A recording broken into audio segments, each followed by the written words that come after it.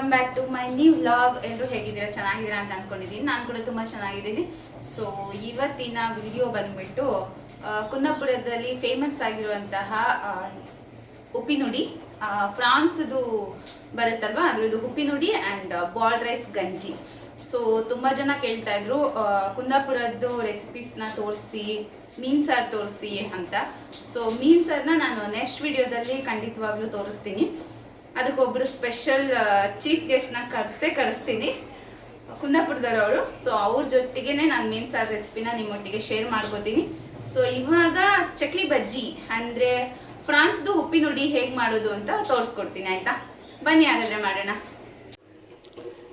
ಹಾಗೆ ಬಾಲ್ಡ್ ರೈಸ್ನ ನಾನು ಒಂದು 8 ಸಾರಿ ವಾಶ್ ಮಾಡಿಬಿಟ್ಟು ಸೊ ಒಂದು ½ hour ನಾನು ನೆನೆಸಿಟ್ಟಿದ್ದೆ. ಕುಂದಾಪುರದ್ದು ರೆಡ್ ಬಾಯ್ಲ್ಡ್ ರೈಸ್ ಅಂತ ಬರುತ್ತೆ. ಸೊ ತೋರಿಸ್ತೀನಿ ನೋಡಿ. ಸೊ ಈ ಥರ ರೈಸು, ಇದರಲ್ಲಿ ಗಂಜಿ ಮಾಡಿದ್ರೆ ಸಖತ್ತಾಗಿರುತ್ತೆ ಟೇಸ್ಟು. ಸೊ ಆರೋಗ್ಯಕ್ಕೂ ಕೂಡ ತಂಪು ಅಂತಲೇ ಹೇಳ್ಬೋದು. ಬಾಡಿ ಯಾವಾಗಲಾದರೂ ಹೀಟ್ ಆಗಿದ್ದರೆ ಸೊ ತಂಪುಗೋಸ್ಕರನೂ ಕೂಡ ಇದನ್ನು ತಿಂತಾರೆ. ಸೊ ಬೇಸಿಗೆಗಾಲದಲ್ಲೂ ಕೂಡ ಹೆಲ್ಪ್ ಆಗುತ್ತೆ, ಆಯಿತಾ? ಇದನ್ನು ನಾನು ½ hour ನೆನೆಸಿಟ್ಟಿದ್ದೆ. ಸೊ ಇದಕ್ಕೆ ಹಾಗೆಯೇ ಲಿಡಲ್ ಕ್ಲೋಸ್ ಮಾಡಿಬಿಟ್ಟು ಸೊ ಸ್ಟವ್ ಮೇಲೆ ಇಟ್ಟರೆ ಗಂಜಿ ಆಗುತ್ತೆ. ಸೊ ಸುಮಾರು 8 ರಿಂದ 10 ವಿಷಲನ್ನು ಹಾಕಿಸ್ಬೇಕು.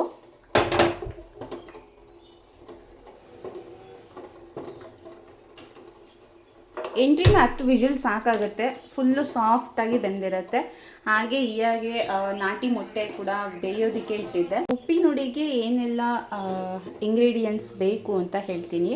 ಸೊ 1 ಟೀ ಸ್ಪೂನ್ ಧನಿಯಾ, 1/4 ಟೀ ಸ್ಪೂನ್ ಜೀರಿಗೆ, 4 ಎಸಳು ಅಂತೀವಲ್ವ, ಸೊ 4 ಎಸಳು ಬೆಳ್ಳುಳ್ಳಿ, ಹಾಗೆ ಒಂದು 15 ಬ್ಯಾಡಗಿ ಮೆಣಸಿನ್ಕಾಯಿ, 1 ಕಪ್ ಕಾಯಿ ತುರಿ, ಹಾಗೆ ಡ್ರೈ ಫ್ರಾನ್ಸ್ ಅಂದರೆ ಒಣ ಸಿಗಡಿ ಅಂತ ಕರಿತೀವಲ್ಲ ಅದು.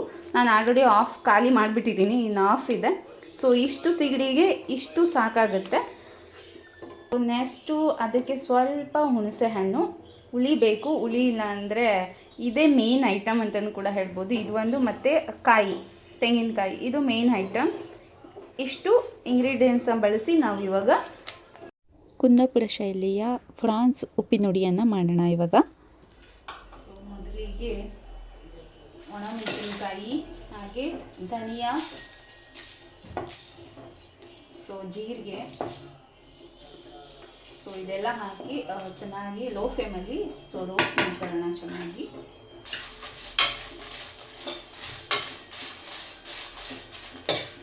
ಸೊ ಲೋ ಫ್ಲೇಮಲ್ಲೇ ಇರಲಿ.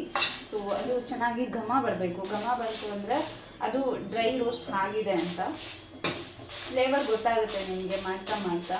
ಸೊ ಇದು ಫ್ರೈ ಆಗಿದೆ, ಚೆನ್ನಾಗಿ ಒಳ್ಳೆ ಫ್ಲೇವರ್ ಥರ ಆಗಿದೆ. ಸೊ ಫುಲ್ ಫ್ರೈ ಆಗಿದೆ. ಸೊ ಇದನ್ನು ಒಂದು 10 ನಿಮಿಷ ಆರೋದಕ್ಕೆ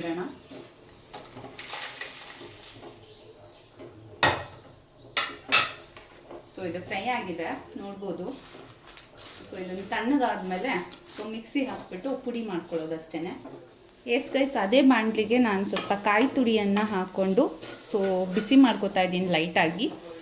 ಸೊ ಇದನ್ನು ಬಿಸಿ ಮಾಡಿ ಹಾಕೋದ್ರಿಂದ ಸೊ ಫ್ಲೇವರನ್ನು ಕೊಡುತ್ತೆ. ಟೇಸ್ಟ್ ಮಾತ್ರ ತುಂಬ ಚೆನ್ನಾಗಿರುತ್ತೆ. ಹಾಗೆ ನೀವು ಎಷ್ಟು ದಿನ ಬೇಕಾದರೂ ಫ್ರಿಜ್ಜಲ್ಲಿ ಇಟ್ಕೋಬೋದು, ಹಾಳಾಗಲ್ಲ, ಆಯಿತಾ? ಸೊ ಅದೇ ಬಾಣಲಿಗೆ ಡ್ರೈ ಫ್ರಾನ್ಸ್ ಇರುತ್ತಲ್ವ, ಅದನ್ನು ಲೋ ಫ್ಲೇಮಲ್ಲಿ ಚೆನ್ನಾಗಿ ಫ್ರೈ ಮಾಡ್ಕೊಳ್ಳಿ. ಸೊ ಅದು ಘಮ ಬರೋವರೆಗೂ ಫ್ರೈ ಮಾಡ್ಕೊಳ್ಳಿ. ನೀವು ಹೈ ಫ್ಲೇಮಲ್ಲಿ ಏನಾದರೂ ಫ್ರೈ ಮಾಡಿದ್ರೆ ಸೊ ಸೀದೋಗ್ಬಿಡುತ್ತೆ, ನೋಡಿಕೊಂಡು ಫ್ರೈ ಮಾಡ್ಕೊಳ್ಳಿ. ಒಳ್ಳೆ ಘಮ ಬರ್ತಾ ಇತ್ತು ಫ್ರೈ ಆಗ್ತಾ ಇರಬೇಕಾದ್ರೆ. ಹಾಗೆ ಹಸಿದೇ ತಿಂದ್ಬಿಡೋಣ ಅಂತ ಅನಿಸ್ತಾ ಇತ್ತು. ಇದೆಲ್ಲ ಒಂದು ಮಿಕ್ಸಿ ಜಾರಿಗೆ ಹಾಕ್ಕೊಂಡು ಸೊ ಚೆನ್ನಾಗಿ ಪುಡಿ ಮಾಡ್ಕೋಬೇಕು. ಸೊ ನೋಡ್ಬೋದು. ಸೊ ಮೆಣಸಿನ್ಕಾಯಿನ ಸೊ ಹೀಗೆ ಮುರಿಯುತ್ತೆ ಅದು. ಸೊ ಈ ಥರ ರೋಸ್ಟ್ ಆಗಿದ್ರೆ ಚೆನ್ನಾಗಿರುತ್ತೆ. ಹಾಗೆ ರುಚಿಗೆ ತಕ್ಕಷ್ಟು ಉಪ್ಪನ್ನು ಆ್ಯಡ್ ಮಾಡ್ಕೊಳ್ಳಿ. ಸೊ ಸೀಗಡಿಯಲ್ಲಿ ಉಪ್ಪಿರೋದ್ರಿಂದ ಸೊ ಸ್ವಲ್ಪ ಉಪ್ಪನ್ನು ಆ್ಯಡ್ ಮಾಡ್ಕೊಳ್ಳಿ. ಹಾಗೆ ಒಂದು ಚಿಟಿಕೆ ಆಗುವಷ್ಟು ಅರಿಶಿಣವನ್ನು ಆ್ಯಡ್ ಮಾಡ್ಕೊಳ್ಳಿ.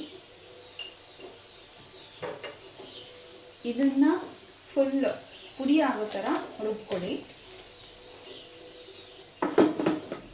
ಸೊ ಇವಾಗ ಇದಾಗಿದೆ. ಸೊ ನೋಡ್ಬೋದು ಈ ಥರ ಇಲ್ಲಿ ಕಾಣಿಸ್ತಿದೆ ಅಲ್ವಾ. ಸೊ ಈ ಥರ ಪುಡಿ ಪುಡಿಯಾಗಿ ರುಬ್ಕೊಳ್ಳಿ. ಸ್ವಲ್ಪ ತರಿ ತರಿಯಾಗಿದ್ದರೆ ಚೆನ್ನಾಗಿರುತ್ತೆ ಟೇಸ್ಟು. ರುಬ್ಕೊಂಡಿರೋಂಥ ಮಸಾಲೆ ಕೂಡ ರೆಡಿಯಾಗಿದೆ. ಹಾಗೆಯೇ ಸೊ ನಾವು ರೋಸ್ಟ್ ಮಾಡ್ಕೊಂಡಿದ್ವಲ್ಲ ಕಾಯಿ ತುರಿ ಹಾಗೆ ಫ್ರಾನ್ಸ್ ಸಿಗಡಿ ಅಂತೀವಲ್ವ, ಒಣ ಸಿಗಡಿ, ಅದು ಎಲ್ಲ ರೋಸ್ಟ್ ಮಾಡಿಕೊಂಡು, ಸೊ ಕಾಯಿ ಕೂಡ ನಾವು ರೋಸ್ಟ್ ಮಾಡ್ಕೊಂಡಿದ್ದೀವಿ. ಸೊ ಇದನ್ನು ನಾವಿವಾಗ ಸೊ ಮಿಕ್ಸ್ ಮಾಡಬೇಕು ಎರಡನ್ನು.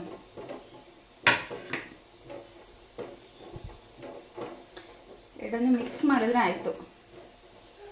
ಸೊ ಫೈನಲ್ ಟಚ್ ಆಗುತ್ತೆ. ಸೊ ಟೇಸ್ಟ್ ಮಾಡ್ಕೊಳ್ಳಿ ಆಯಿತಾ. ಟೇಸ್ಟ್ ಮಾಡಿದ್ರೆ ನಿಮ್ಗೆ ಗೊತ್ತಾಗುತ್ತೆ ಉಪ್ಪು, ಹುಳಿ, ಖಾರ, ಸೊ ಎಲ್ಲನೂ ಸಿಗುತ್ತೆ ನಿಮಗೆ. ಜಸ್ಟ್ ಮಿಕ್ಸ್ ಮಾಡಿದ್ರೆ ಆಯಿತು.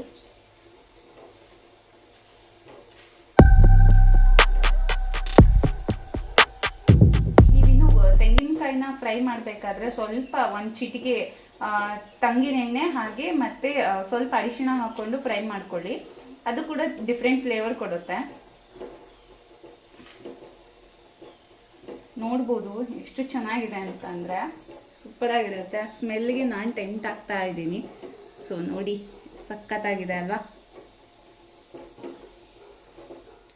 ಇದನ್ನು ನೀವು ಎಷ್ಟು ದಿನ ಬೇಕಾದರೂ ಫ್ರಿಜ್ಜಲ್ಲಿ ಸ್ಟೋರ್ ಮಾಡಿ ಇಟ್ಕೊಳ್ಳಿ, ಹಾಳಾಗಲ್ಲ ಆಯಿತಾ. ನೀವು ಯಾವಾಗ ಗಂಜಿ ಮಾಡಿದಾಗೆಲ್ಲ ಸೊ ನೀವು ಮಾಡ್ಕೋಬೋದು. ಹಾಗೆಯೇ ಈ ಮಸಾಲೆ ನೀವು ಒನ್ ಟೈಮ್ ಮಾಡಿ ಪುಡಿ ಮಾಡಿಬಿಟ್ಟು ಡಬ್ಬಿಯಲ್ಲಿ ಸ್ಟೋರ್ ಮಾಡಿದ್ರೆ, ಈ ಪುಡಿ ಡ್ರೈ ರೋಸ್ಟ್ ಪುಡಿ ಇದೆಯಲ್ಲ, ಈ ಪುಡಿನ ರೋಸ್ಟ್ ಮಾಡಿ ನೀವು ಇಟ್ಕೊಂಡ್ರೆ ಸೊ ನಿಮಗೆ ಪದೇ ಪದೇ ರೋಸ್ಟ್ ಮಾಡ್ಕೊಳ್ಳೋ ಕೆಲಸ ಇರಲ್ಲ. ಸೊ ಈಸಿಯಾಗಿ ಫಟಾಫಟ್ ಅಂತ ಮಾಡ್ಕೋಬೋದು. ಸೊ ಇಷ್ಟೇ ಉಪ್ಪಿನುಡಿ. ಸೂಪರಾಗಿದೆ ನೋಡಿ. ಇದು ಕಲ್ಲರ್ ಮಾತ್ರ ಮಸ್ತಿದೆ. ಒಂದು ನಿಮಿಷ ಇದು ಕಾಣಿಸಲ್ಲ, ಮನೆಯಲ್ಲಿ ಸ್ವಲ್ಪ ಬೆಳಕಿಲ್ಲ. ಸೊ ಹಾಗಾಗಿ ಇವಾಗ ನೋಡಿ ಈ ಥರ ಇದೆ ನೋಡಿ. ರೆಡಿ ಆಯಿತು. ಸೂಪರಾಗಿದೆ ಅಲ್ವಾ. ಸೊ ಟೇಸ್ಟ್ ಮಾತ್ರ ಸೂಪರಾಗಿರುತ್ತೆ. ಸೊ ಉಪ್ಪು ಖಾರನ ನೀವು ಟೇಸ್ಟ್ ಮಾಡಿಕೊಂಡು ಮತ್ತೆ ಬೇಕಾದರೆ ಉಪ್ಪನ್ನು ಆ್ಯಡ್ ಮಾಡ್ಕೊಳ್ಳಿ. ಸೊ ಸೀಗಡಿಯಲ್ಲಿ ಉಪ್ಪಿರೋದ್ರಿಂದ ಮತ್ತೆ ಆ್ಯಡ್ ಮಾಡೋದು ಬೇಕಾಗಿರಲ್ಲ. So finally ready ಉಪ್ಪಿನುಡಿ.